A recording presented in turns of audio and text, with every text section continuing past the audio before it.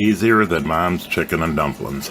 So this is just leftover chicken. I'm going to peel the skin off and shred it.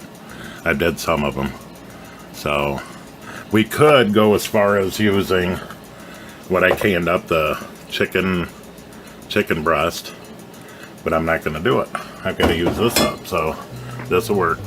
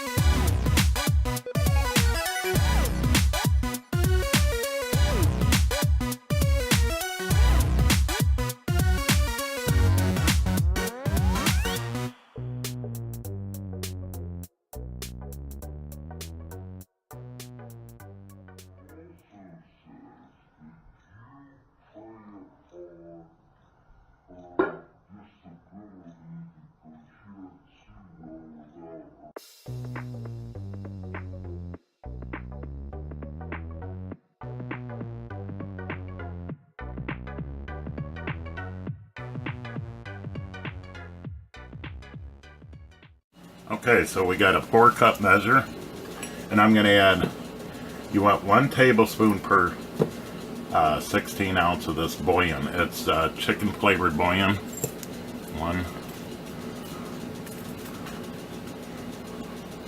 2. I'm going to add a little extra because we love this. Let's see, 1, 2, 3. We need 4 of them.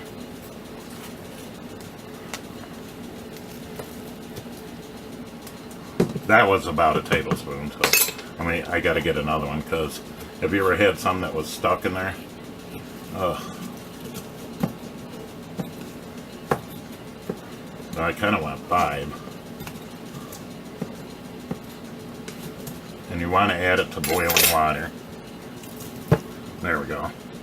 That should give a good flavor. I'm going to add a little bit more water too on top of it because the chicken is going to give us a little bit of flavor too. And this is easier than Mom's recipe. She did. So, you know, bake the chicken, strip the bone, and that's what I just did, but it was from my baked chicken the other day. And I just tore some of the skin off. There is a little bit of skin on there, but I'm not going to get every little piece. It won't hurt nobody, and actually it'll give it flavor. So we're going to get the boiling water and fill that up. And I'll probably get a little bit more boiling water. And we'll be back.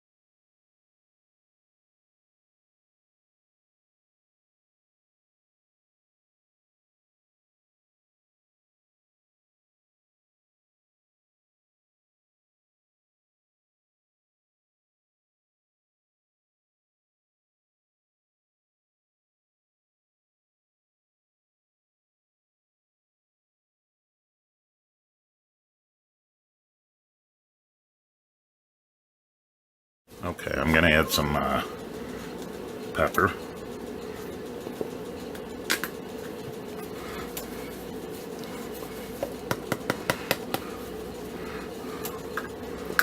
Some pink salt, Himalayan. I gotta grind that, so it's alright.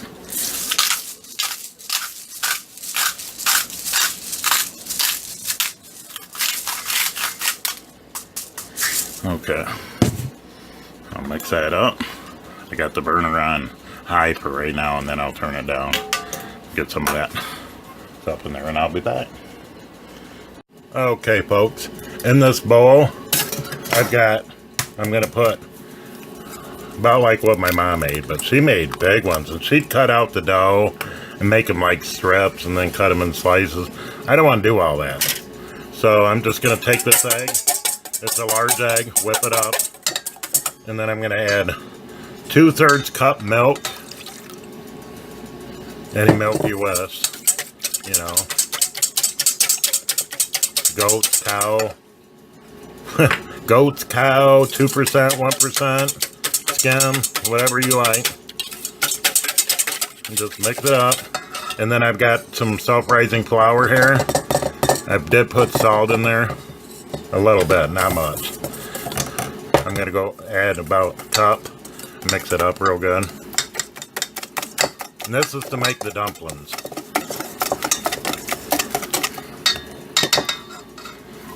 I'll just dump the whole thing in there, who cares? And I've made this so many times. I always like things quick and easy and simple. And get this whisk out and stir it with a fork.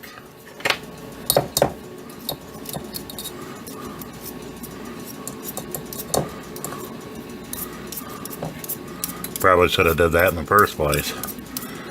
That's what my mom always did. She'd use a fork on everything. Fork and a spoon was her tools in her hands. Okay. And the egg, the reason why my mom put the egg in is, I believe, she never told me really, but I believe it was to keep it to stay more in a ball when it's cooking. Looks like I might need just a little bit more flour, and I'll be right back. Okay, I didn't really add any more flour. I thought I was gonna, but I don't know if I told you guys it was self-rising flour. Yeah, self-rising flour is what I used. It's the self-rising flour that I make. You know, it's just salt and a little bit of this and a little bit of that. So I don't have any self-rising flour, so I just made my own. All right, now we're gonna go put these in the pot with a spoon. And you guys all know what to do on this. Oh, I gotta add vegetables, hang on. Okay, folks, I'm back. I had to rearrange the camera. And I'm just gonna spray my spoon a little bit. Whoops. Not the bowl, the spoon. Alright. And that's to try to get some of this dumpling out. And just drop them in there.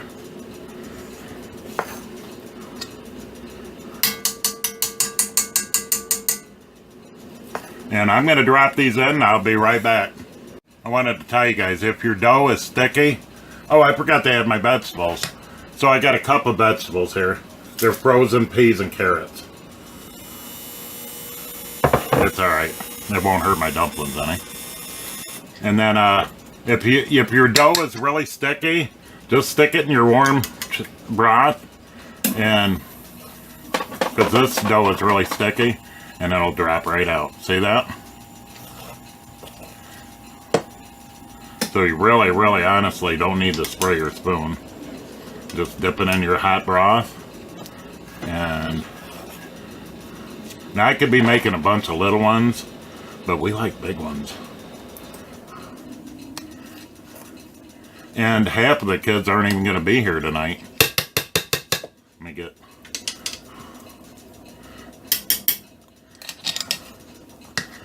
So, The other half's going to be here, but half of them's not going to be. My adult kids are coming over, so there should be enough for everybody. I'm cooking a frozen pizza for them tonight, too. So, they'll have that. They all love chicken and dumplings. Don't get me wrong there. Alright.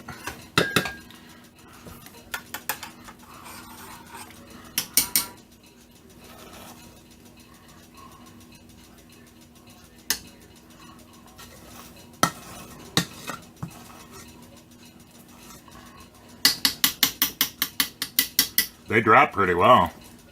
Let me get the rest of these. I only got a little bit left here. So let me get the rest of these. I'll be right back. And you guys know, dip it in your broth. And then your dough will drop right out. See, it's sliding right out.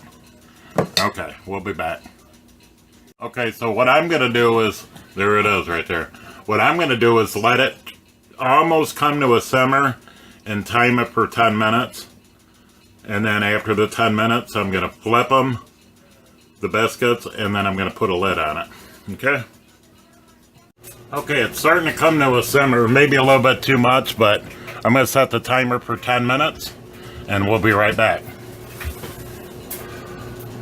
My mother used to add a little hint of sage and some thyme and some rosemary to it. Or basil, either one, but I'm not going to add all that. I don't think that's necessary. If anything, I might add a dab of butter. But I just want things easy and simple. That's all the way I've always made it. Some people, now see, my brother, he makes it, but he uses biscuit because he likes things easy and simple. So I made it with biscuit one time, and I didn't really care for it. I guess it kind of fell apart and stuff, but even with the egg in it. So we'll do it this way, and you know, it looks like they're all connecting together, but we're gonna flip them here in a minute as soon as my timer goes off. Okay, our 10 minutes is almost up, and I got a little bit bigger spoon so I don't burn myself, because I was gonna use this. I guess it would be alright, but I'm just gonna use a slatted spoon. And my beeper is about ready to go off, but I'm going to go ahead and flip these. Look at that. Stays right in place. It don't fall apart. It's because of that egg. And dumplings, I know a lot of people have problems with dumplings falling apart on them, making tons of gravy. There goes my timer. Let me shut my timer off.